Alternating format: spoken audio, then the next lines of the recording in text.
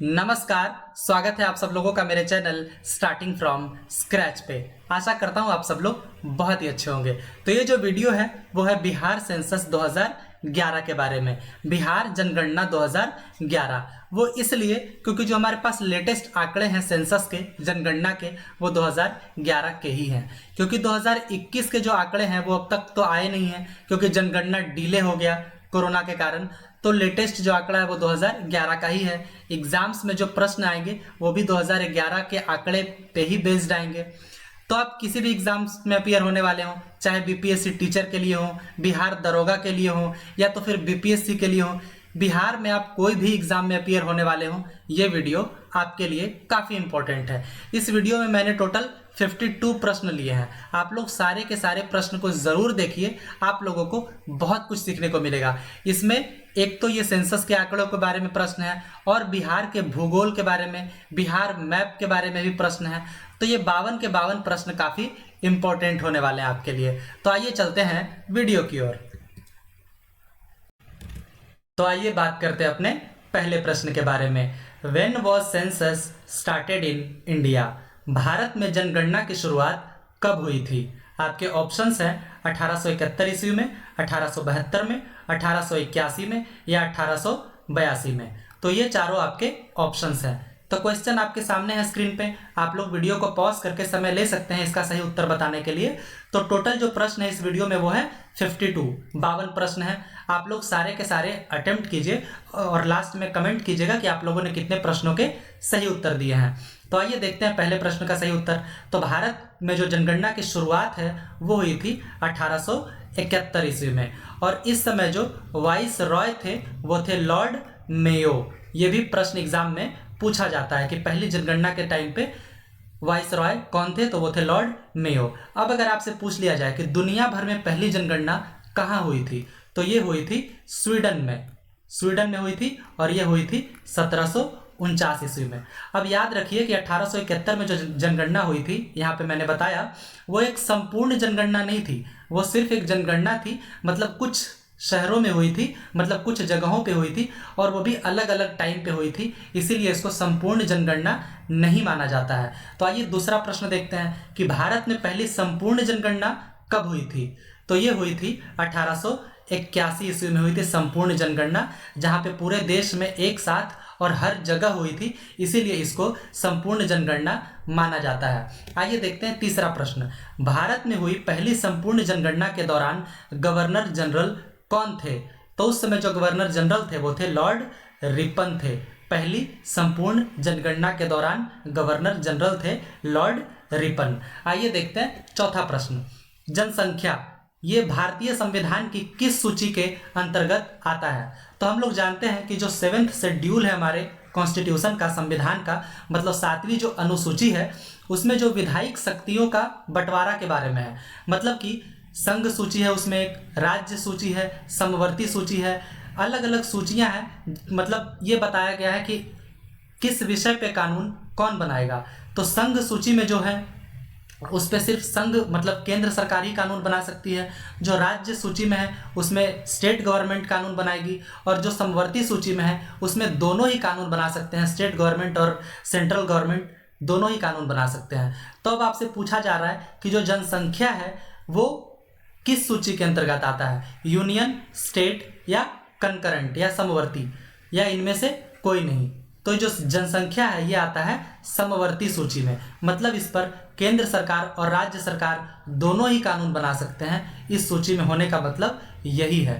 तो चौथा का आंसर सी करेक्ट हो जाएगा। पांचवा प्रश्न देखते हैं। 2011 में हुई 15वीं जनगणना का नारा क्या था?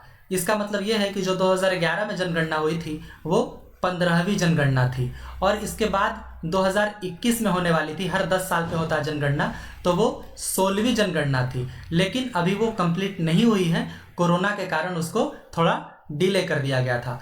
तो ये जो 15वीं जनगणना थी उसका नारा क्या था? तो इसका नारा था आवर सेंसस आवर फ्यूचर। ये था 15वीं जनगणना का नारा। और वो जो 16वीं होने वाली थी 2021 में, जो अब तक नहीं हो पाई है, उसका नारा है जन भागीदारी से जन कल्याण।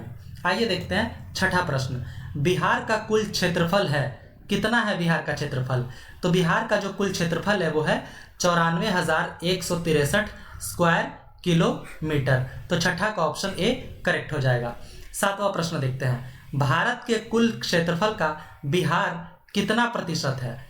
तो भारत का कुल क्षेत्रफल कितना है पहले तो ये जानना पड़ेगा। तो भारत का कुल क्षेत्रफल है 32,87,263 स्क्वायर किलोमीटर। ये है भारत का कुल क्षेत्रफल। अब है कि भारत के कुल क्षेत्रफल का बिहार कितना प्रतिशत है? तो बिहार इसका सिर्फ 2.86% है। तो 7 का ऑप्शन बी करेक्ट हो जाएगा। आठवां प्रश्न देखते हैं, क्षेत्रफल की दृष्टि से बिहार का पूरे देश में कौन सा स्थान है? मतलब एरिया वाइज आपको बताना है, पॉपुलेशन वाइज नहीं। तो एरिया वाइज जो बिहार का नंबर है वो है 12वें नंबर पे है बिहार एरिया वाइज। अगर पूछा जाए एरिया वाइज टॉप पे कौन है, तो फर्स्ट पे है राजस्थान एरिया वाइज, सेकंड पे जो है वो है एमपी मध्य प्रदेश, थर्ड पे है महाराष्ट्र एरिया वाइज यहाँ पे बात हो रही है। तो ये टॉप 3 है। 9वां प्रश्न देखते हैं, उत्तर से दक्षिण तक बिहार की लंबाई क्या है? उत्तर से दक्षिण मैप में देख लेते हैं, ये है बिहार का मैप। उत्तर से दक्षिण, तो उत्तर ये है नॉर्थ है और नीचे साउथ हो जाएगा। तो उत्तर से दक्षिण आपको बताना है कि लंबाई कितनी है। तो उत्तर से दक्षिण है लंबाई 345 किलोमीटर। तो 9वां का ऑप्शन डी करेक्ट हो जाएगा। आइए देखते हैं 10वां प्रश्न, पूर्व से पश्चिम तक बिहार की चौड़ाई कितनी है? अब यहाँ पे बात किया जा रहा है, इधर पूर्व हो गया और इधर वेस्ट पश्चिम हो गया। तो पूर्व से पश्चिम चौड़ाई कितनी है बिहार की? तो यहाँ पे इसका ऑप्शन हो जाएगा करेक्ट, ऑप्शन ए 483 किलोमीटर है। तो 10वां का ऑप्शन ए करेक्ट हो जाएगा। तो अगर आप लोगों को वीडियो अच्छा लग रहा है तो प्लीज़ सब्सक्राइब कीजिए, वीडियो को लाइक कीजिए और शेयर जरूर कीजिए। आइए देखते हैं 11वां प्रश्न, 2011 की जनगणना के अनुसार बिहार की आबादी क्या थी? चूंकि 2021 का हमारे पास सेंसस अभी मौजूद नहीं है, इसीलिए एग्जाम में जो भी आपसे आंकड़े पूछे जाएंगे वो आपको 2011 के अनुसार ही आपको बताने हैं। तो 2011 की जनगणना के अनुसार बिहार की आबादी क्या थी? तो बिहार की आबादी थी 10,40,99,452। ये इसका करेक्ट आंसर है 11वां का डी। 12वां प्रश्न देखते हैं, भारत की कुल जनसंख्या में बिहार की जनसंख्या का क्या प्रतिशत है? तो टोटल जो भारत की जनसंख्या है उसमें बिहार की जनसंख्या का जो योगदान है तो वो प्रतिशत कितना है? तो ये प्रतिशत है 8.60%। अब देख लीजिए कि जो क्षेत्रफल में मतलब एरिया वाइज सिर्फ 2.86% है भारत का, मतलब बिहार का प्रतिशत जो है भारत के कंपैरिजन में सिर्फ 2.86% है। और आबादी देख लीजिए, आबादी में कंट्रीब्यूशन 8.60% है। 13वां प्रश्न देखते हैं, बिहार के 2011 के जनगणना के अनुसार कुल आबादी में कितने पुरुष और महिलाएं हैं? तो टोटल जो पुरुष थे 2011 की जनगणना के अनुसार वो थे 5,42,78,157 और जो महिलाएं थी वो थी 4,98,21,295। तो ये ऑप्शन करेक्ट हो जाएगा। ये सारे आंकड़े आप लोग ध्यान रखिएगा, हूबहू ये एग्जाम में आ जाते हैं। 14वां प्रश्न, आबादी के अनुसार बिहार किस स्थान पर है? तो अगर आबादी वाइज देखा जाए, पॉपुलेशन वाइज, तो उसमें बिहार तीसरे नंबर पे है। तो 14वां का ऑप्शन बी करेक्ट हो जाएगा। पहले पे है यूपी, दूसरे पे है महाराष्ट्र और तीसरे पे है बिहार। 15वां प्रश्न देखते हैं, 2001 से 2011 के बीच में बिहार की आबादी की दशकीय वृद्धि क्या थी? मतलब हर 10 साल में जो सेंसस के आंकड़े आते हैं, तो 2001 में जो आंकड़ा था और 2011 में जो आंकड़ा था बिहार का, तो ये 10 सालों में वृद्धि कितने परसेंट हुई थी मतलब पॉपुलेशन में बिहार का?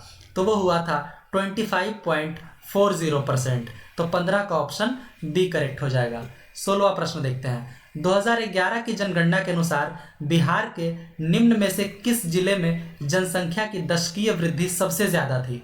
मतलब जो 10 सालों में जनसंख्या की वृद्धि हुई थी उसमें सबसे ज़्यादा किस जिले में हुई थी? तो सबसे ज़्यादा जो हुई थी वो हुई थी मधेपुरा में। तो 16वां का ऑप्शन ए करेक्ट हो जाएगा। 17वां प्रश्न, 2011 के जनगणना के अनुसार बिहार का जनसंख्या घनत्व क्या था? अब जनसंख्या घनत्व होता है पॉपुलेशन पर स्क्वायर किलोमीटर, मतलब एक स्क्वायर किलोमीटर पे कितनी आबादी रह रही है। तो 2011 के जनगणना के अनुसार जो बिहार का पॉपुलेशन डेंसिटी था वो था 1106 पर्सन्स, मतलब 1106 लोग रह रहे थे पर स्क्वायर किलोमीटर एरिया में। अगला देखते हैं 18वां प्रश्न। 2011 जनगणना के अनुसार किस जिले का जनसंख्या घनत्व सबसे ज़्यादा था? तो जो सबसे ज़्यादा था पॉपुलेशन डेंसिटी वो था शिवहर का। यहाँ पे जो पॉपुलेशन डेंसिटी था वो था 1880। अब सोचिए बिहार का एवरेज था 1106, जो हम लोग पिछले प्रश्न में देखे थे 1106 था बिहार का एवरेज, लेकिन शिवहर में था 1880। दूसरे नंबर पे है पटना जहाँ पे था 1823। तीसरे नंबर पे दरभंगा जहाँ पे था 1728, मतलब 1728 लोग रह रहे थे पर स्क्वायर किलोमीटर एरिया में। आइए देखते हैं 19वां प्रश्न कि 2011 जनगणना के अनुसार किस जिले का जनसंख्या घनत्व सबसे कम था? सबसे ज़्यादा तो शिवहर का था, हम लोगों ने देख लिया 1880 पर्सन पर स्क्वायर किलोमीटर। अब देखते हैं सबसे कम कहाँ पे था। तो सबसे कम था कैमूर में, जिसको भभुआ भी कहते हैं। तो यहाँ पे जो था वो था 488 लोग सिर्फ रह रहे थे पर स्क्वायर किलोमीटर पे। दूसरे नंबर पे था, मतलब जहाँ पे सबसे कम था कैमूर के बाद, वो था जमुई, यहाँ पे था 568। तीसरे पे बांका जहाँ पे था 674 और चौथे पे था वेस्ट चंपारण जहाँ पे था 753 पर्सन्स पर स्क्वायर किलोमीटर। तो सबसे ज़्यादा था शिवहर में और सबसे कम है कैमूर भभुआ में।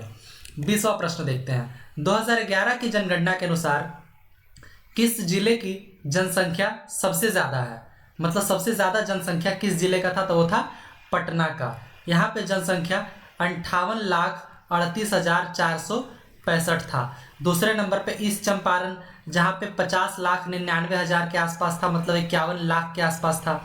तीसरे पे मुजफ्फरपुर था और चौथे पे मधुबनी था। तो मतलब सबसे ज़्यादा जनसंख्या जो था किस जिले में था? पटना, जो कि बिहार की राजधानी भी है। 21वां प्रश्न। 2011 की जनगणना के अनुसार किस जिले की जनसंख्या सबसे कम है? आपको यहाँ पे कम बतानी है, ज़्यादा तो पटना की थी, सबसे कम जो है वो थी शेखपुरा में। शेखपुरा का जो था वो सिर्फ 6,36,342 था 2011 की जनगणना के अनुसार। दूसरे नंबर पे शिवहर था जहाँ पे 6,56,246 था। तीसरे पे अरवल था जहाँ पे 7,08,143 था अरवल। चौथे पे था लखीसराय। तो इस तरीके से थी जनसंख्या। 22वां प्रश्न देखते हैं। 2011 की जनगणना के अनुसार बिहार का लिंगानुपात क्या था? मतलब जो लिंग अनुपात है, सेक्स रेशियो, वो क्या था? तो 2011 की जनगणना के अनुसार था बिहार का सेक्स रेशियो 918।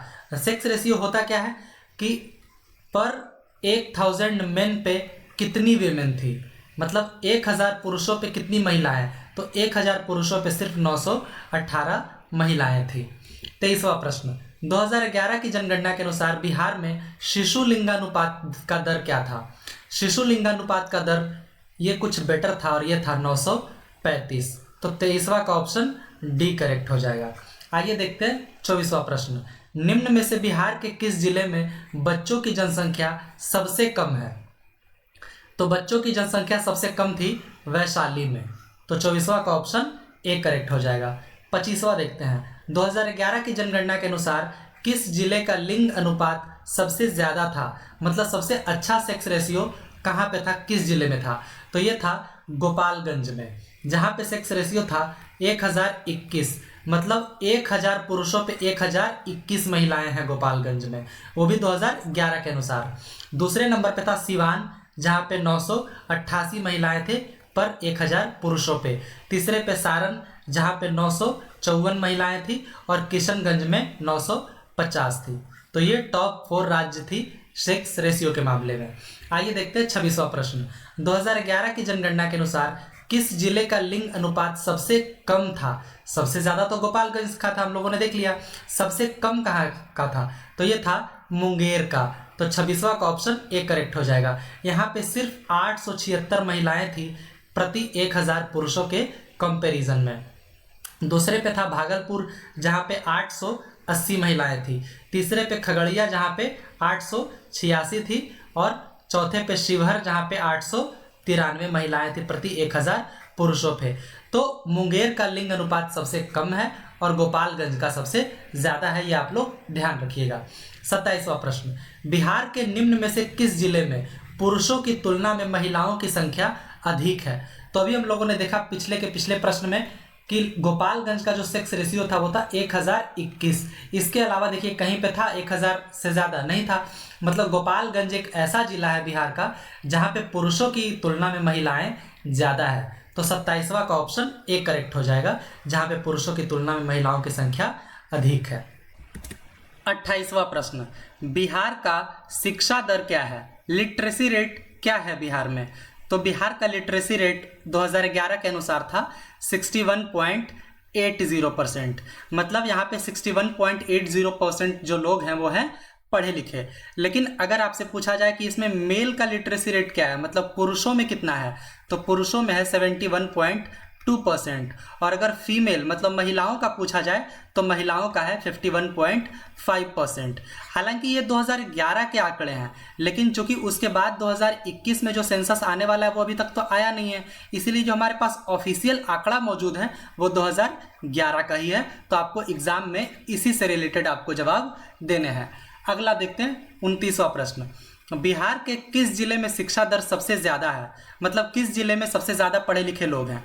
तो वो जिला है रोहतास। रोहतास में 73.4% जो लोग हैं वो पढ़े लिखे हैं। उसके बाद दूसरे नंबर पे आता है पटना, जहाँ पे 70.7% लोग पढ़े लिखे हैं।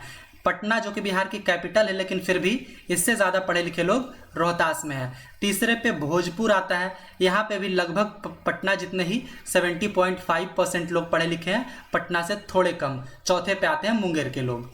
30वां प्रश्न देखते हैं, बिहार के किस जिले में शिक्षा दर सबसे कम है? किस जिले में सबसे कम पढ़े लिखे लोग हैं? तो वो जिला है पूर्णिया।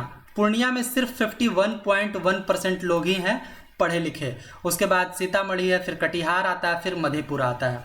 31वां प्रश्न देखते हैं, बिहार के किस जिले में पुरुषों की साक्षरता दर सबसे अधिक है? अब यहाँ पे सिर्फ पुरुषों का पूछा जा रहा है कि किस जिले में पुरुषों में जो लिटरेसी रेट है वो सबसे ज़्यादा है।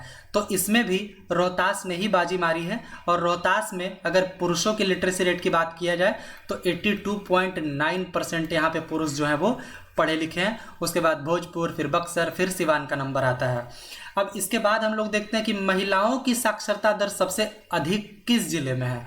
तो महिलाओं के मामले में भी रोहतास ही जिला है, जहाँ पे रोहतास की जो महिलाएं हैं वो सबसे ज़्यादा पढ़ी लिखी हैं। लगभग यहाँ पे 63% महिलाएं जो हैं वो पढ़ी लिखी हैं। उसके बाद फिर मुंगेर, फिर पटना, फिर औरंगाबाद का नंबर आता है।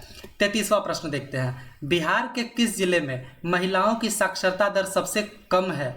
मतलब यहाँ पे महिलाओं की पढ़ाई लिखाई पे ज़्यादा ध्यान कह सकते हैं कि नहीं दिया जाता है। तो वो कौन सा जिला है? तो वो है सहरसा। यहाँ पे महिलाओं का जो साक्षरता दर है वो सिर्फ 41.7% है। सिर्फ 41% महिलाएं ही जो यहाँ की हैं वो पढ़ी लिखी हैं।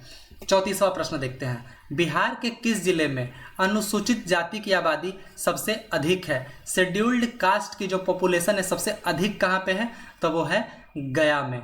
गया में जो है शेड्यूल्ड कास्ट की पॉपुलेशन सबसे ज़्यादा है। अगर आंकड़ों मतलब नंबर की बात करें तो 13,34,351 लोग यहाँ पे जो है वो शेड्यूल्ड कास्ट के हैं। दूसरे नंबर पे पटना आता है, जहाँ पे 9,20,000 लोग तकरीबन जो है शेड्यूल्ड कास्ट के। तीसरे पे समस्तीपुर, फिर है मुजफ्फरपुर का नंबर आता है।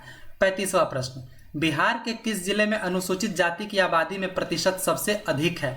यहाँ पे आपसे प्रतिशत के मामले में पूछा गया है, तो प्रतिशत के मामले में भी गया ही पहले नंबर पे है। गया में जो है टोटल 30.4% जो लोग हैं वो शेड्यूल्ड कास्ट के हैं। दूसरे पे आ जाता है प्रतिशत के मामले में नवादा आ जाता है, यहाँ पे 25.5% जो लोग हैं वो शेड्यूल्ड कास्ट से हैं। इसके पिछले वाले प्रश्न में आंकड़ों के मद्देनज़र पूछा गया था, तो दूसरे नंबर पे पटना था, लेकिन प्रतिशत के मामले में दूसरे नंबर पे नवादा आ जाता है शेड्यूल्ड कास्ट की जनसंख्या के मामले में।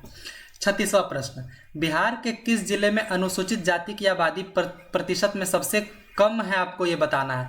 तो वो है किशनगंज।